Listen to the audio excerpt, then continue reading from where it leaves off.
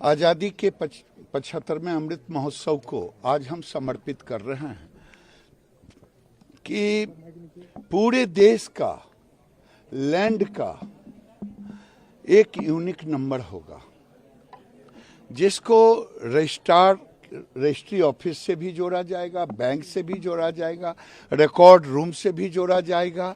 अब कोई भी आदमी जहां से चाहे अपने रिकॉर्ड नक्शे को प्राप्त कर सकता है। इसके कई फायदे हैं। एक रूप में कहूँ, एक शब्द में कहूँ, पारदर्शिता के साथ ईज ऑफ डूइंग है।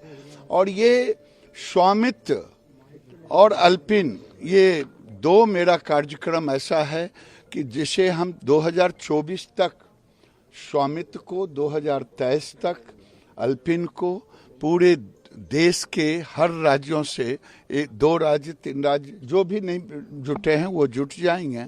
और इससे लगभग 1.5% जो प्रॉपर्टी है वो विवाद में फंसे हुए हैं, जिसके कारण नुकसान होता है।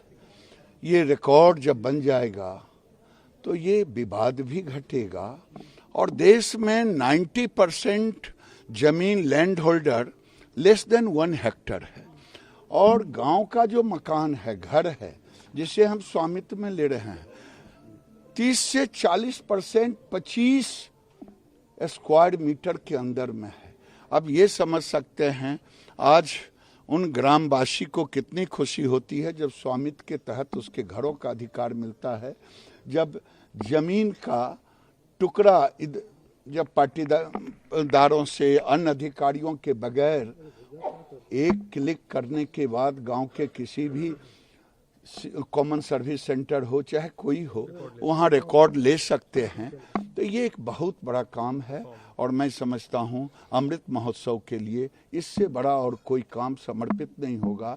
और प्रधानमंत्री अभी 1.5 करोड़ के लगभग में स्वामित्व वहां बांटने का काम किया है। आने वाले दिन में हम स्वामित्व का जो उनका ऑनर का एक सर्टिफिकेट होगा, जो हमारे लैंड रिकॉर्ड का जो अल्पिन नंबर होगा, ये विधिवत एक डिम्ड रजिस्टर्ड डॉक्यूमेंट्स के रूप में जाना जाए।